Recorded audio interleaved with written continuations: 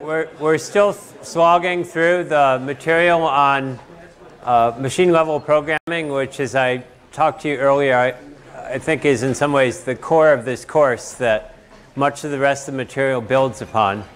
And hopefully you've all had a chance to check out Lab 2 and your bomb lab, and you've gotten started on that. And certainly by the time you're finished with the material from today, you will be well on the way to solving all but the last 1 or 2 stages of the bomb lab. So I highly recommend you get going on that and not put it off to the last minute. And what we're talking about today is how procedures, I'm going to use the same terminology here, whether it's a function, a procedure, or an object-oriented programming, a method. Those are all roughly the same thing, and what we'll talk about covers them overall.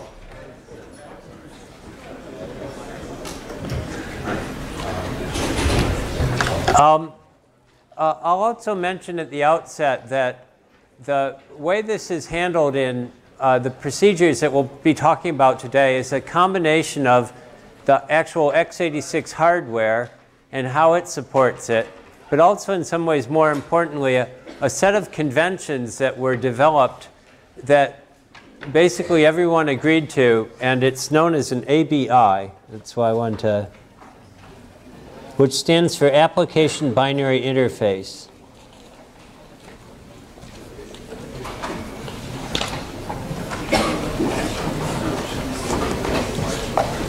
So the idea is a document, you can get it online, and it's cited in the book.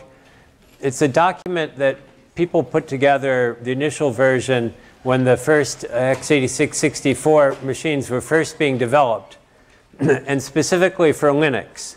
They said, okay, all Linux programs, all compilers, all the operating system, all the different parts of a system that need to have some common understanding of how to manage the resources on the machine will agree to adhere to this set of rules.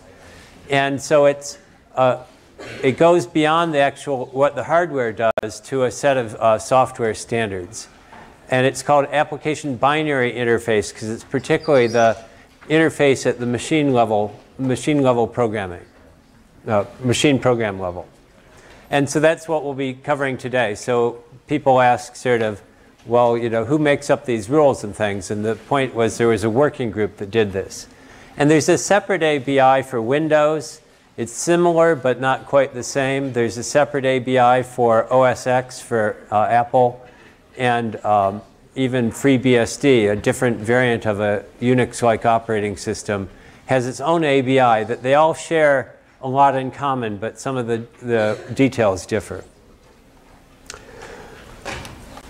Goes on in a procedure, even in C, which is a relatively unsophisticated language in many ways. There's a lot going on. And so it's worth breaking down those and think about it. One is there's a notion of control. So in my example, I show a procedure P calling a procedure Q.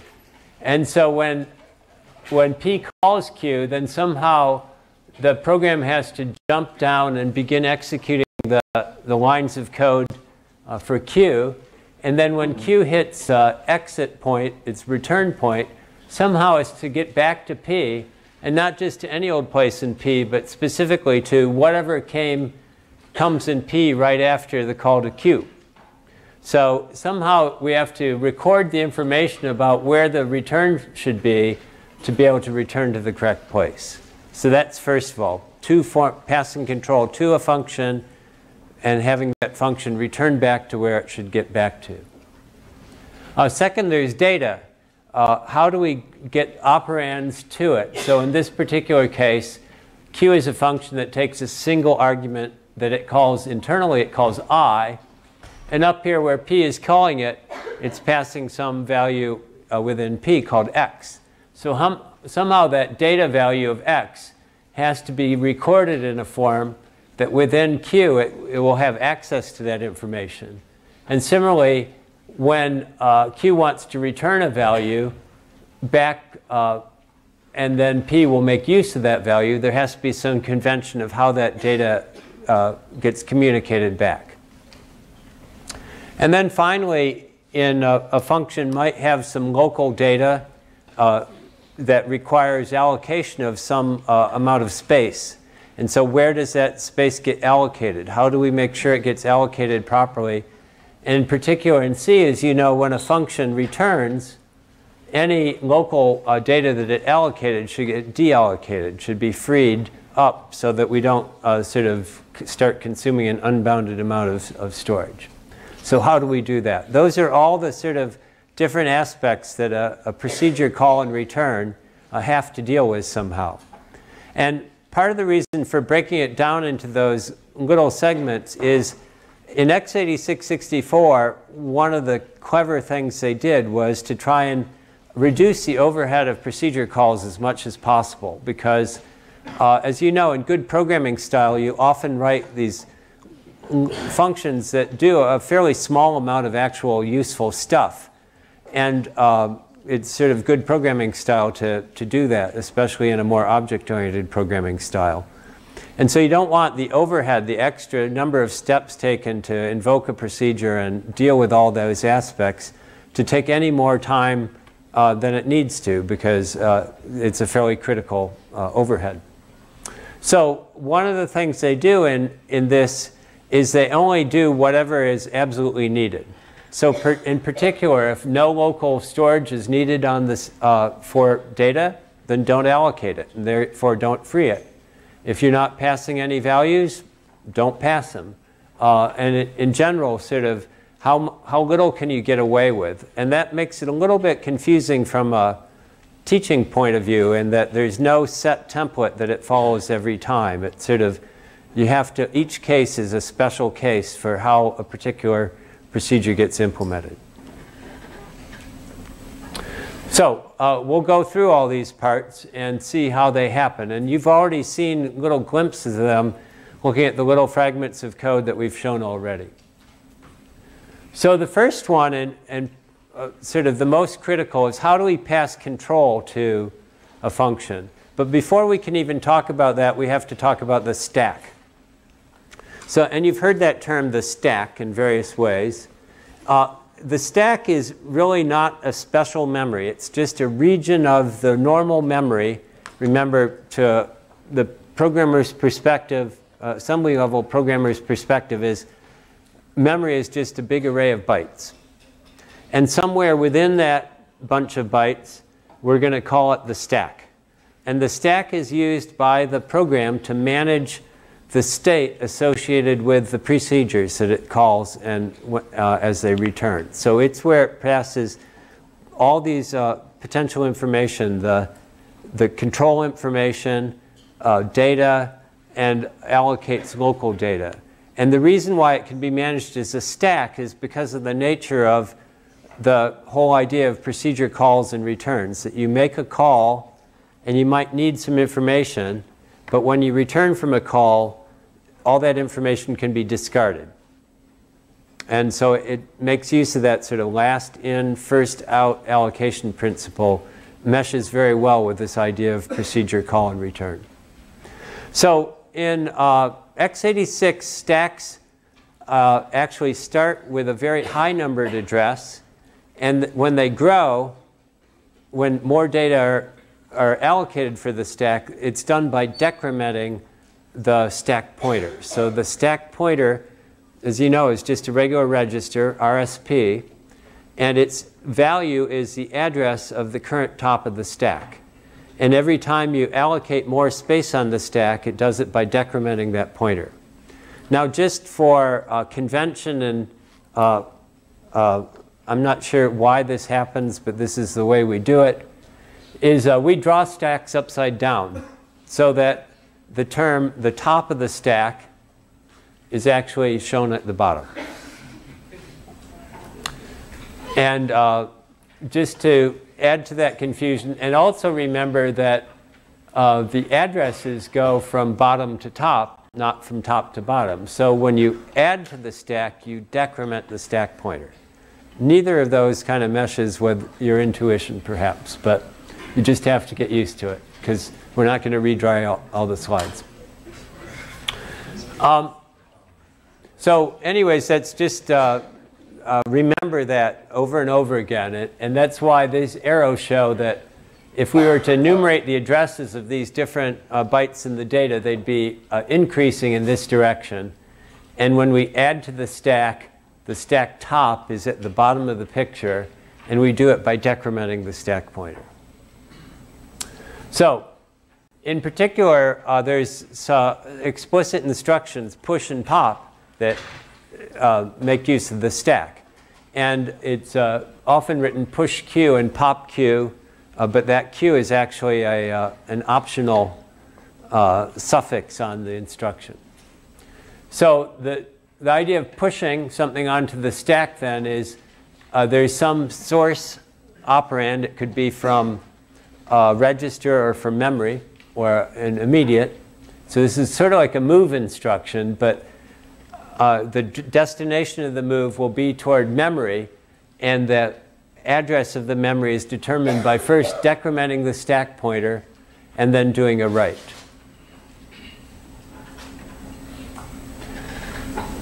And similarly, the pop instruction reads data from the stack and stores it in the destination, which must be a register for this particular instruction. I think push must be a register too, now that I think of it, or immediate. You can't push from memory to... So pop reads from memory. The address it reads from is given by the current stack pointer. And then it increments the stack pointer by 8. These both work only on 8-byte operands. I'll get to you in a second. And then the result of that is stored in a register. Question? Is there any difference between like pop and push, or just like doing the three things? Like is there a difference between like using the pop? Oh, could you write it as a set of instructions? Yeah, you could actually, except for some weird corner cases, write it out as a set of separate instructions. But it's a common enough thing that it's sort of built in as an operation.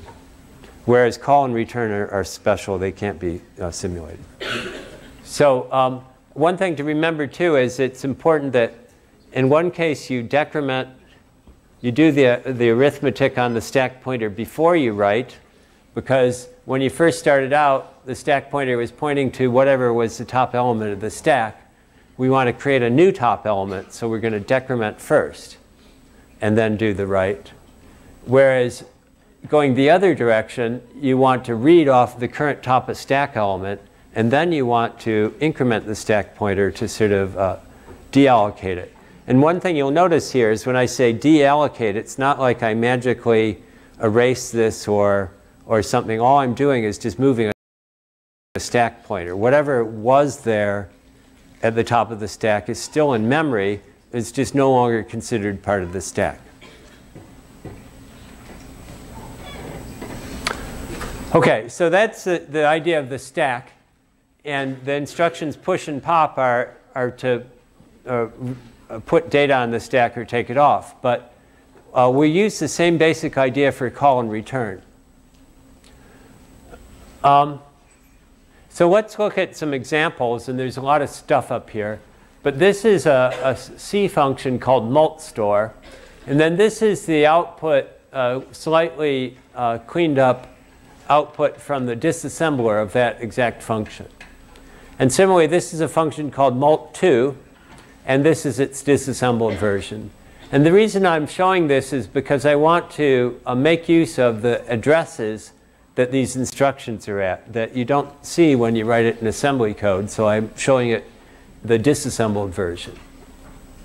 And the reason all this is up here is because you'll see the function multStore calls a mult2. So I want to show how that works. So, and there's two instructions, and you've seen these in some form. To call a function, you just call it, where you give a label. But keep in mind that these two instructions, and the other is when you're ready to return, you just execute the RET instruction. And keep in mind, though, that these functions don't do the whole business of procedure, call, and return. They just do the control part of it, which, as we saw, is only one of three aspects of a procedure. I'll also mention, you'll see especially in, sometimes it will say REP semicolon RET. And you can pretty much just ignore that. And it's a bit obscure why it's even there. So it's really the same idea. OK, so let's sort of break this down into its simplest parts. So let's imagine a scenario in which the top of stack is at hex address 120, which is not realistic, by the way. And the program counter, which is called RIP, which is not anything to do with death, is indicating that the current instruction is this at 544, which is this call instruction. And so what would happen with the call instruction is it would do two things. It would, or actually three things. It would decrement the stack pointer, and so subtracting 8 from 120 in hex gives you 118. And it would write the address of the instruction following the call onto the top of the stack. And it's important that it does it, the one following the call, because if it, that's the instruction I'm going to return, use for my return address.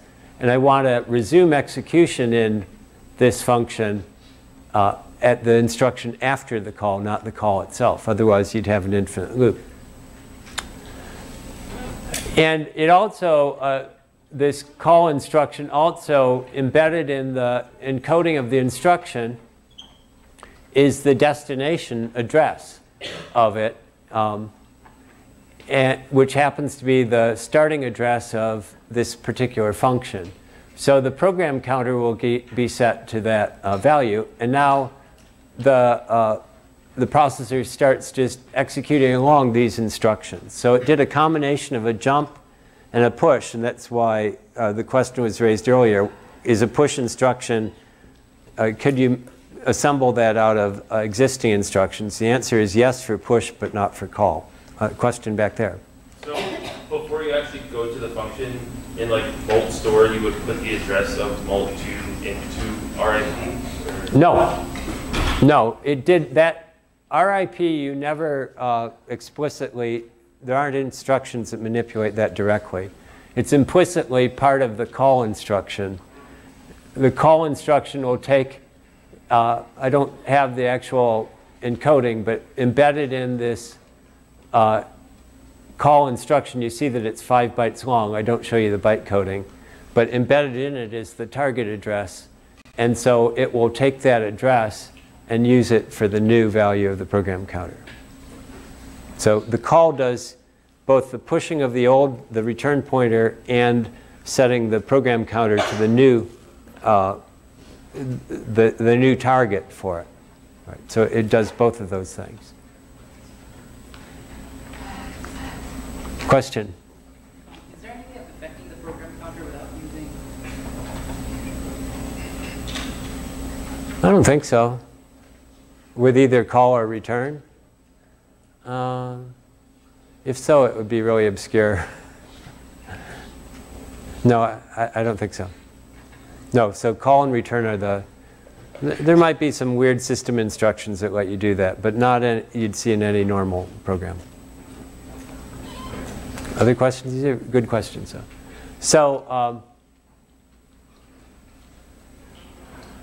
okay, so that shows you the control mechanism, how the call works.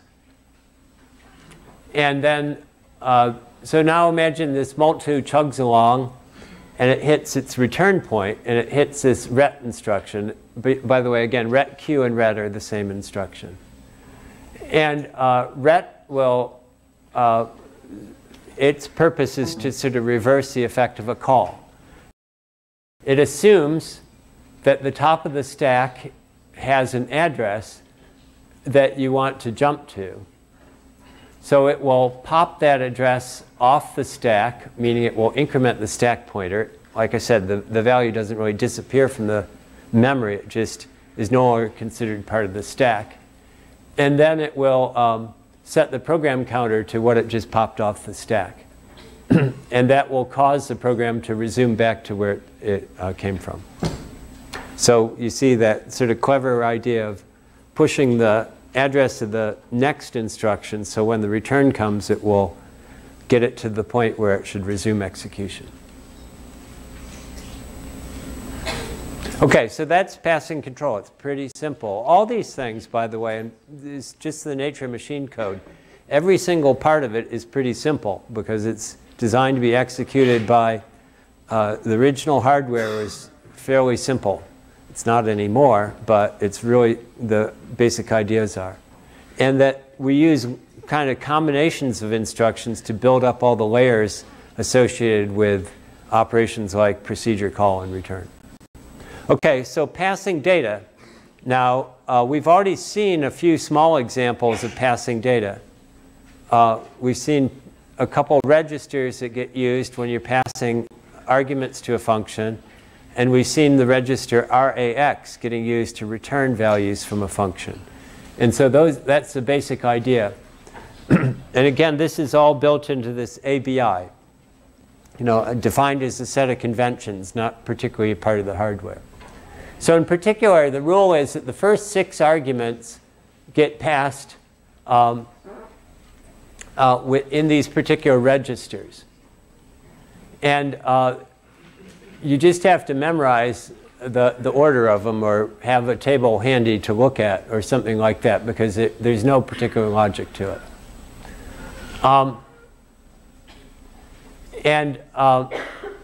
The return value is returned in register RAX. And by the way, this is all for arguments that are either integers or pointers. Well, I think I've got a little bit on floating point. Those are passed in a separate set of registers. So these are just for, assume now we just are dealing with integer data, pointer data. And then you ask, well, what happens if you have more than 6 arguments to a function, which isn't very common, but it happens. Well, the rule on that is those get put in memory on the stack. And I'll illustrate what I mean by that. So they're passed to the function. And then the function has to retrieve those values off the stack. Back in the bad old days of IA32, by the way, all the arguments got passed on the stack. But now, for the most part, you pass arguments in the registers. And the reason for that is register access is way faster than memory access.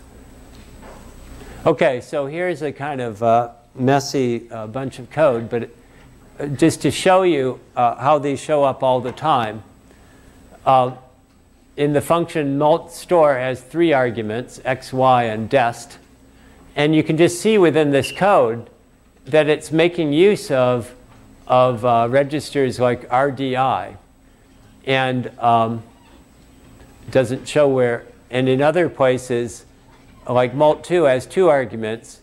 And you can see how it's making use of RDI and RSI in the code. So basically, the code is generated under the assumptions that whatever arguments is being passed to it will be passed in that particular set of registers in the particular order they're listed.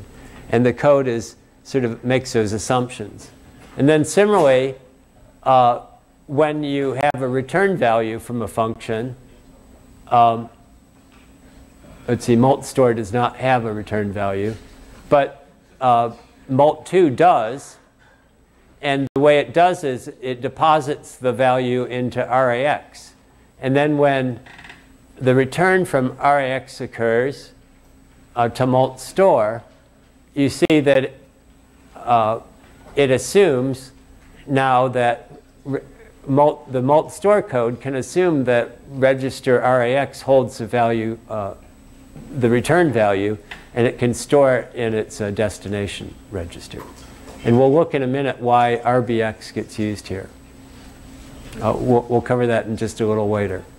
But that's the point, that as long as everyone sticks to this common interface standard, then you can even use different compilers to compile code and have them be able to cooperate with each other in terms of passing arguments, returning data. And that's the reason why you want that convention. Yes? 8 bytes because well, first of all, for call and return, it's a 64-bit machine, so all addresses are 64 bits or 8 bytes. But also even the push and the pop instruction only work on 8-byte values. If you said push L, if you tried to write that in 64-bit code, it would come back with a syntax error on it, if you had it in the assembler. So that's different. IA32, there'd be 4-byte values here. Okay, so like I said, you've sort of seen that implicitly in some of the code you've already been looking at, and it's pretty straightforward. To get an example that shows passing arguments, you have to have a function with at least 7 arguments, which is pretty messy to do, so I won't do it, but there's examples in the book. But now, and we'll sort of pick it up, I'll show you also in this later part.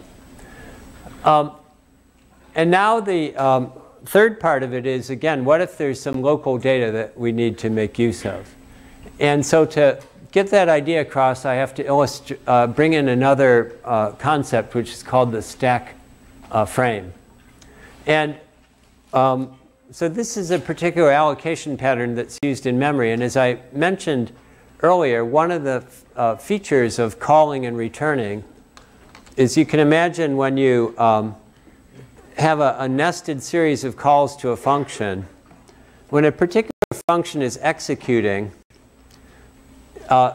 it only needs to reference the data within that function or values that have been passed to it, some of which might be pointers and therefore pointing to other locations in memory. But the point is sort of the rest of the functions in your code, however many they are sort of frozen at that moment. Really, there's only one function executing at any given time. I'm assuming a sort of what you'd call a single-threaded model here.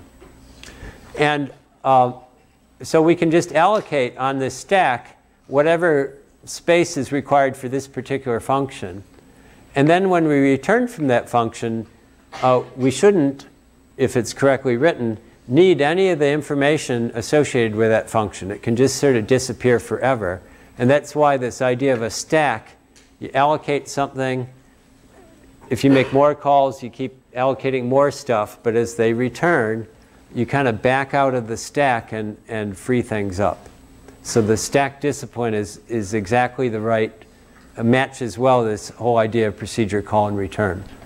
So each block we use for a particular call then is called the stack frame. And to be sort of more technical, we'll say it's a frame for a particular instance of a procedure, a particular call to a procedure. So just imagine we had a set of functions, one called u, which calls a function called who, and who has multiple calls to another function called mi, and mi is itself is recursive. It calls itself. And so and imagine we had a chain of calls where u calls who calls mi, which calls itself recursively twice, and then we'll exit out of mi and get back to who, and then who will hit its second call to mi, which won't go any further, and that will be it. So this picture here shows this whole history of all these calls that get made.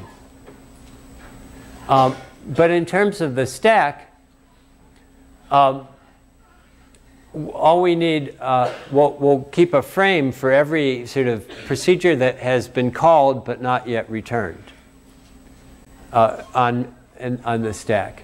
And in general, this stack is delimited by 2 pointers. One is the stack pointer, which we're familiar with. And then there's another called the base pointer, which register RBP indicates. But one feature of actually it's now become a feature of IA32 as well, is that this is an optional pointer. And in particular, the code that we'll see does not use a base pointer except in some very special cases. So this register doesn't really, won't show up in your programs being used in a special way as a frame pointer.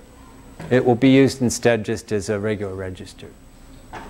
So typically then, the only thing you'll know about the stack pointer, you won't even be able to figure out where the frame is exactly. You'll just know that the top part of the stack is the top frame for the topmost function.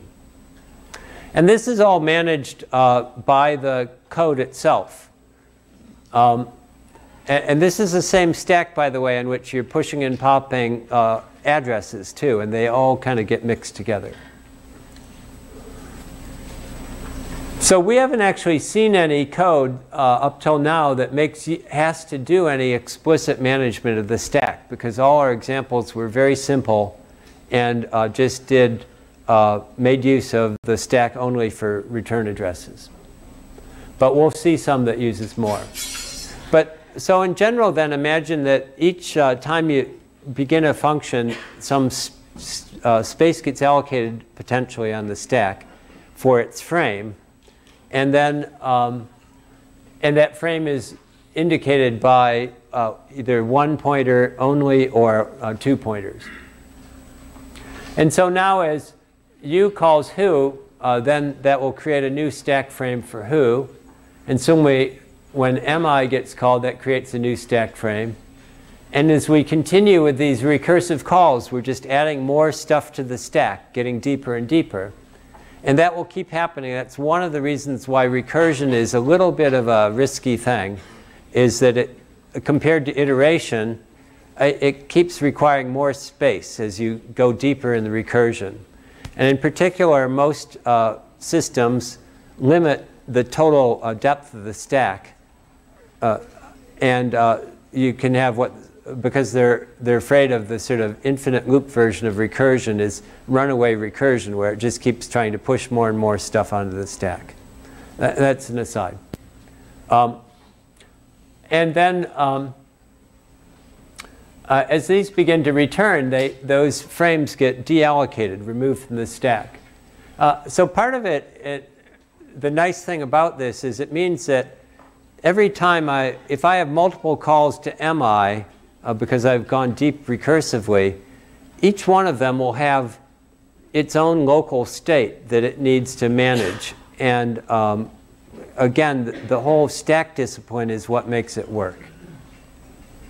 And what we'll find out in particular is, because of the way this is set up, recursive calls are handled the same way that regular calls are. There's nothing special about them. All the sort of infrastructure required to support recursion is built into this whole stack discipline.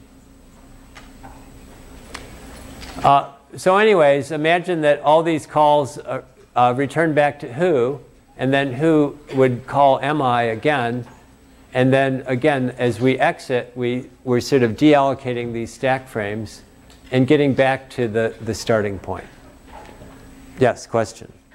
So if RBP is optional, how do you know how much to take? Oh, so the question was, if RBP is optional, then how does the program know how to do the deallocation? How can it reset the stack back to the right place? And the answer is, and we'll see examples, that the code is compiled so it knows, for example, when it does the allocation, it's going to allocate 16 bytes. And then it knows at the end that it can deallocate at 16 bytes. And it actually brings up a good point. There's sort of an obscure part of the book that goes over this. There's a few special cases where it can't know in advance how much space will be allocated. When it has to allocate an array or a memory buffer of variable size. And then it will actually use the RBP in those cases for exactly that purpose. Okay. And so in general, what the stack frame will look like in one of these machines will be something like this, that and you'll see this is the caller, and then this is the stack frame of the function that got called. So working our way back, if we have to pass more than 6 arguments, the caller will actually use its own stack frame to store those arguments, so that they'd be available. And we already saw when you do a call, it will push the return address onto the stack. So before a function even starts, all this information would be on the stack. Now, if there's if we're making use of a base pointer, then we have to have somewhere where to store the old value of the base pointer so that we could fix it back when we return. We won't show any code doing that here, so this is optional. But in general, if there's some local state, like some registers that need to be saved, and we'll see examples of that, or an array that needs to be allocated locally, that will be stored within the stack frame. And there might be some requirement for some extra space in the stack frame for other stuff. In particular, if we're going to pass more than 7 arguments, it needs space somewhere in the stack frame to do it. And what we'll see in typical code is this stack pointer gets decremented pretty soon after the procedure begins, and it gets incremented back just before it returns. And that's how it manages the stack. So let's do some examples.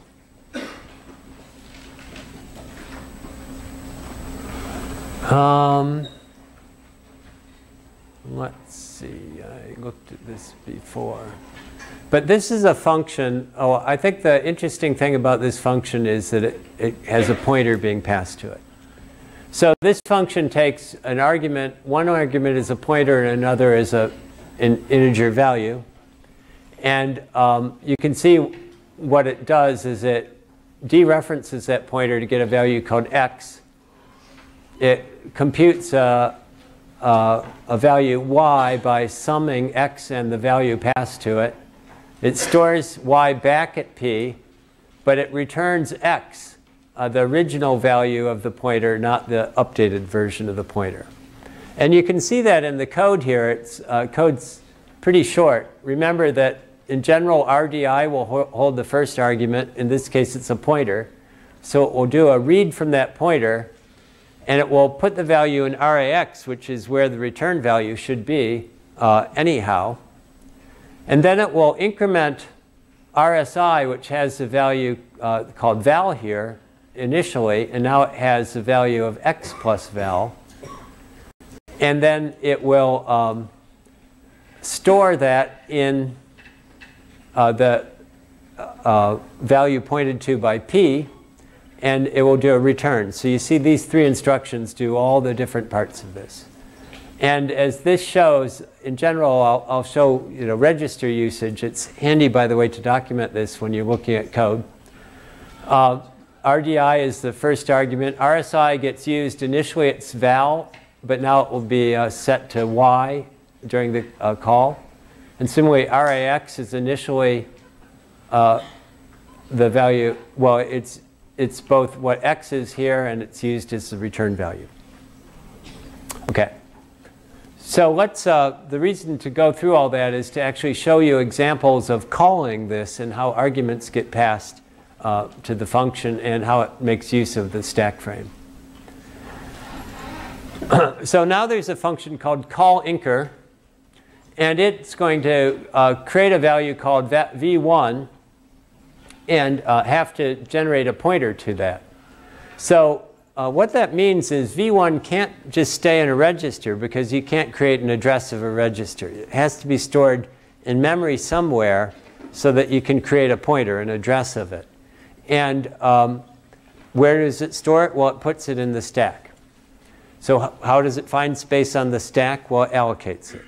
So the function callinker then, and we'll go through all the different parts of it, but you see that this red code here is generated generates these two instructions. One is to allocate 16 bytes on the stack, and the other is to store 15213 at offset 8 from the stack pointer. And as we'll often see, the program often allocates more space on the stack than it really needs to. And there's some conventions about trying to keep addresses aligned in various ways that are sort of obscure, and you should just kind of not worry about the fact there's unused space in functions, because they do it. The reasons for doing it are maybe interesting to some, but not really ones you need to understand at this point. So the point being that the way we got space on the stack was to just add to the stack pointer, decrement the stack pointer. So now we have a number, 15213, that's sitting in memory, and we can create a pointer to it. And so now to set up this call, we need to create a pointer v1 to v1, and we have to pass the number 3000. So we'll see that we'll copy 3000 to register ESI. And let me just double check here.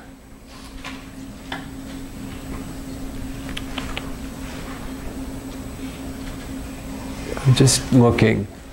So one of the annoying features is you see all the data type here are longs. There's no ints here. And yet it's copying 3000 just to register ESI and not RSI. And it's using a move L and not a move Q. I think we might have covered that last time. But 3000 is a small enough number it will fit in 32 bits. It's a positive number, so we don't have to worry about sign bits.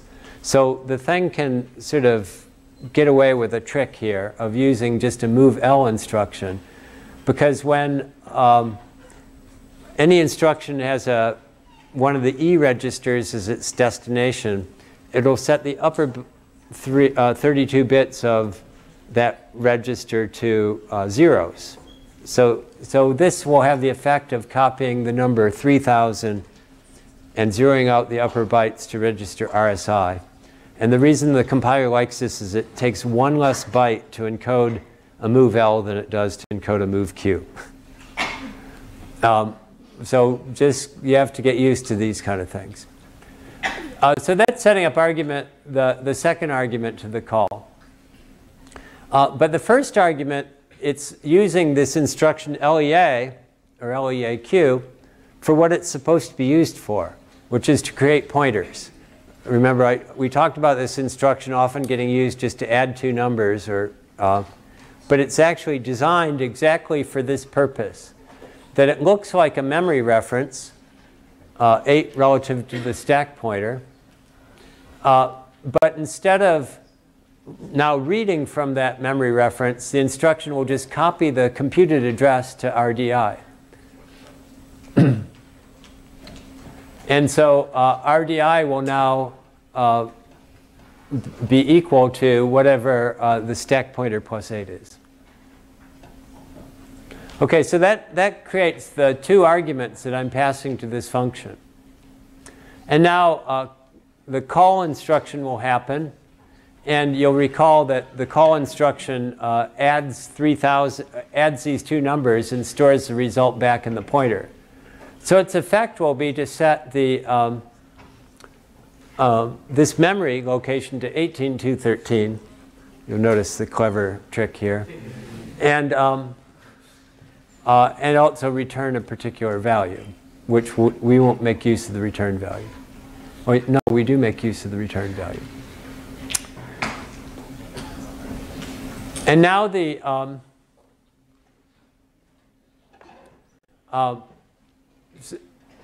now when we return back, what we want to do is add the value in v1 to the value we just computed. The value we just computed is in v2. And we know that the v1 is designated by this memory location at RSP plus 8.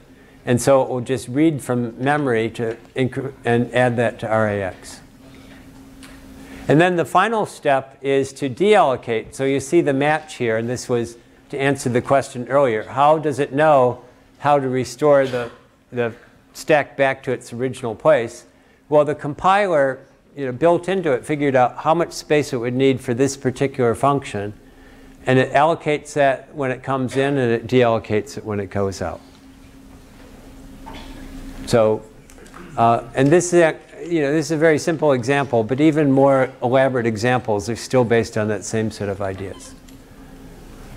So that shows you in one, then, the data management, the stack management, the idea of using a stack frame.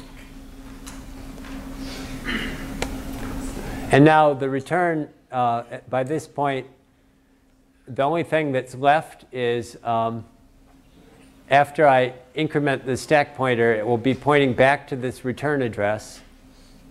Whoops, wrong direction. Here. So now if I do a ret, the ret instruction will always take whatever is pointed to by the stack pointer and use that as the return address. So it's very important that RSP get set back to where it should be before it does a ret. Okay, so that's sort of the basic principles now. Now let's get a little bit more refined. An important idea is, well, what about these registers? What can be assumed about particular registers and how they get changed and so forth? And so again, it's built into this idea of an ABI is a set of conventions about the register. Obviously, RSP is a very important register, and you don't want programs just to randomly change its value without them knowing what to do. But it turns out we'll also be careful with some of the other registers too. And so here's sort of a thought experiment. Imagine we had a function called u that's going to call who, and it has some data that it wants to put somewhere. And then when who's going to get called, and then the question is, can I rely on the fact that register RDX will still hold the number 15213? And the answer is not in general, because who might have overwritten RDX and put something else there. So in particular, if who did some operation involving register RDX, it could have messed up the value that was there before. So the obvious answer is, well, you should not have used RDX for that purpose, right? And that's why we'll come up with a set of conventions. So just some terminology. And when we're talking about one function calling another, it's useful to have use the following words. We'll call the calling function the caller, and the function that gets called the callee. And now there's basically two ways we can manage a register. It can be what's called caller saved, which means if the caller really cares, if you really wants a value that will be there when it returns, when control returns back to it, then it should store it away first. It shouldn't assume that the register will be it should assume that the register might get altered by it. But there's another class we can define it called callee save, which is sort of a contract between all the functions, and it's built into the ABI that says if a particular function wants to alter this register, what it needs to do is first store it away, and it will do it by putting the value in the stack. And then before we return from that procedure, we should restore it back to whatever it was before. So that's a convention called callee save. And it's a little less intuitive, and it takes a while to get the hang of this, but you'll begin to see its value. So in particular, with this ABI, we've already seen RAX gets used for the return value. And we've seen these 6 registers that get used for passing arguments. And we'll also designate registers R10 and R11 to be just temporary values that can be altered by any function. That's the meaning of call or save. We've already seen actually within code often them overwriting these registers, because whatever gets passed to a function, the function can do whatever it wants to that data as long as it's not somehow corrupting other data. So those often get used as temporary storage as well. And RX gets often overwritten multiple times before it gets set to a final return value. But we're going to say that these 4 registers, and most commonly RBX, are what are called call-e-save registers, meaning they'll only get used in this special way, that if a function wants to alter it, one of these registers, it has to it will push the value on the stack, and then just before returning it, will pop that value back off the stack. So register RBP, as I told you about, is special if you're using frame pointers. If you're not using frame pointers, then it can be treated as a call-e-save register. So I'll get back to that in a minute. The fact you can combine those two and it works fine is actually a little bit subtle. And then, as I mentioned, RSP is special. You don't mess with that unless you know what you're doing. So let's look at an example of this use of call-e-save registers and why, how it works. And I'll do it by a version of this similar function to what we did before. But now what I'm going to do as my return value is to add x, which is an argument being passed to this function. There were no arguments in the earlier version. So somehow I have to have x. It gets passed originally in register RDI, as you know. But RDI might, well, I'm going to have to reuse register RDI to pass a value to inker. So somehow I have to do something with x, because I'm going to need x when I return back to here after the call. So where am I going to put it? Well, that's why I have call-e-save registers. And so you see the code here at the outset of this function, then it will store away whatever is in RBX currently. It will put it on the stack. And so now the stack frame for this function looks like there's a return address from before, but I'm going to save the value of RBX. And then I'm going to decrement the stack pointer by 16 as I did before.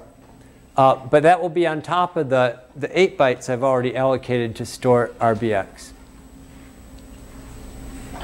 And then you'll see within the code, for example, when it wants to compute this return value, it can assume that RBX is, when whatever this call does, inker, we assume inker is well behaved, that if it makes use of register RBX, it will fix it up before it returns. And then this function will, in its exit code, will not only increment the stack pointer, but it will then pop the value of RBX back. And so again, you see this sort of bracketing, push, pop, subtract, add. And you'll notice that things on the cleanup part of it, at the end, you sort of do things in the reverse order that they were done coming in, again, because of this stack discipline. So that's sort of a demonstration of this idea of an ABI, that everyone will treat RBX this way. It will save it on the stack if it's going to alter it. If it's not going to alter it, it doesn't have to save anything. Is a question I saw? No? So we haven't seen that in other code because we didn't typically need it. And that's, again, an example in this particular machine code. We only do what we have to do. OK? OK, so now we can kind of put this all together and look at some examples of recursion. And the important thing to keep in mind is, recursion is one of those sort of magical parts of computer science that seems like some black art that it actually works. But when you look at these low-level mechanisms, it all works out. And the C compiler doesn't have to make any special consideration for a recursive function versus a normal function, because this whole stack discipline makes it work. So I'm going to illustrate that then with a version of this function I called pcount. I've had various instances of it, where you remember it's the role of this is to count the number of ones in an initial word. So the recursive version of this says if the argument is 0, then it has no ones in it. Otherwise, take the leading bit, the least significant bit, and which is either going to be a 1 or a 0, of course, and add that to what you'd get by shifting x right by 1 position and recursively counting the number of 1 bits in that. So pretty natural kind of recursion. And keep in mind, these are all unsigned numbers, the argument is, so the right shifts are logical. This would really be a bad idea with arithmetic right shifts. Right. And this is a code generated. In general, recursive code is going to always generate a bigger blob of code than the iterative version because it has to do all this stack stuff. So this is about as simple as it gets in recursive calls. So let's just sort of pick it apart. Well, the easy case is if x is 0. You'll see what happens is it first of all assumes x is going to be 0, in fact, and sets up the return value of 0 to the register. And then it will test. Now, well, is x 0? You remember the test instruction has 2 operands that get ANDed. So when they're the same, it just is testing the value of x here. And if that's equal to, JE means jump equal to 0 in this case. Or it might say JZ is the same instruction. So if the value equals 0, it will jump to the end of the function and hit the return instruction. Like I said before, the REP semicolon, you can ignore that. So that handles that one. And now the rest of the code is to handle this lower part where I have to set up the arguments to recursive call. I have to keep track of what at least the least significant bit of x is and handle all that stuff. So here's the code. And it doesn't need anything on the stack other than space to store RBX, which is whatever, again, whatever was in RBX when you enter. I'm just going to put it on the stack. I won't look at it. I won't make use of it. But I'll have it there so I can restore the register when I return. So it will push the value onto the stack. And now the real meat of the body of it is it will copy x into RBX, which we've just put on the stack so we can safely do it. And we'll just we'll clear out all but the least significant bit of that particular register. And again, this is one of these weird ones where I can use EBX as a destination, knowing that I'll zero out all the high order bits. And then I'm going to take x, and I'm just going to shift it right by 1 position, which sets me up for this recursive call. So this red code does both of these parts of it here. And now I'm ready to call pcount recursively because I have the shifted value in RDI. And I know, because this is a well-behaved function, that when pcount returns, it can assume that RAX holds the recursive result. And I also know, even though pcount actually does modify RBX, but I know, because the code is well behaved, that RBX will get restored to whatever was there before. And RBX in this case just before making the call, I set it to the value of this least significant bit, right? So when I return back, I can assume that RBX holds the least significant bit of x, my original argument, and RAX holds the recursive result. So I can just add those two numbers together, call that the return value, and I've correctly computed the result. And then the final cleanup is to pop RBX to restore whatever was in there, and then to do the return. So again, you see that the pieces all kind of, it's a puzzle that all fits together because all the functions are using this common set of conventions about where arguments get passed, what registers can be used, how registers, if some registers have to be restored back if they get used, and all that stuff works together. Which gets me back to just the point I was making before. If you're using register RBP for a frame pointer, so it typically points to the beginning of a frame, like that.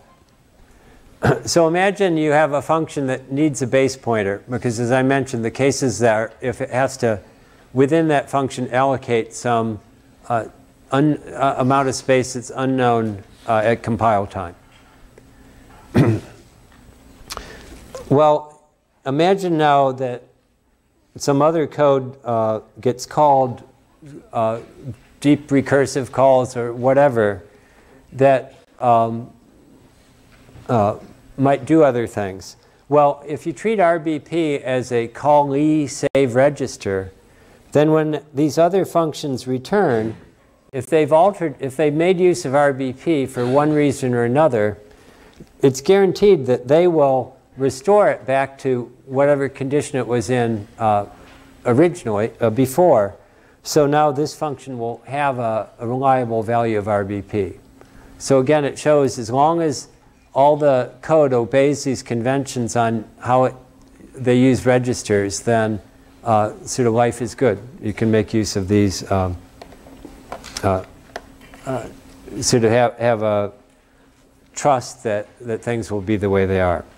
And so again, that's why there's this sort of very careful process for creating an ABI early on in the lifetime of a new processor, so that all the compiler writers, operating systems people, and the ones who implement tools like GDB, debugging tools, kind of all have the right set of standards by which they can work from. Okay, so just to sort of wrap things up, and I would say, by the way, this is the kind of thing you can, I could lecture to you for weeks, but to really get it in your mind, the best way is to to hand execute some very simple examples, or use a debugging tool and run through them yourself, just to make sure you really are convinced that this is all going to work, because all these pieces just fit together, and the way they fit together is what makes it work. So, as I mentioned before, and I'll say it again, that this discipline is what makes recursion work. So the idea of having a stack frame for every call to a function means that I can call a function, call a function, call a function, call a function. When I'm deep in that recursion, I still have data associated with the other outstanding calls to that function. But each of them will have their own stack frames, and so it has a place to store that sort of information that's associated with one particular instantiation of a function. The register saving conventions we saw are a way that functions avoid sort of trashing each other's data. If I'm using a callee save register, it's my obligation to save it and restore it properly. It's the obligation of any function that gets called further down to also do that save and restore. And then this sort of notion of a stack being the right match of how procedure call and return works. That if P calls Q, then before I go back to P, Q will have returned, and so I won't need that storage for Q anymore. Those of you who've taken 150 or other places where you look at fancier languages don't have that stack, can't trust that stack discipline, and they have to use some other mechanism. They'll actually, if required, use heap allocation of the of the frames. They're no longer stack frames. To keep data around after a function returns. But for C and sort of all the standard commonplace languages, this stack discipline is exactly what's needed. And that's not an accident. The designers of C knew this well, this matching of a stack to their language. And I'll mention also this, I was talking about simple recursion before, but there's also mutual recursion where a function, say P, calls Q, and then Q might call P. And it looks very exotic, and it's quite clever. But again, how it's implemented is exactly what we've seen here. Doesn't take any special, special kind of code. So then to finish up, this is sort of what you need to remember about procedure calls, that it's all about the stack discipline. And you'll get, as you're working through your lab, you'll just get much more ingrained to this idea of the stack and what's on there and be able to examine it. Okay, so that's all I've got for today. So I'll give you a little extra time in your calendar.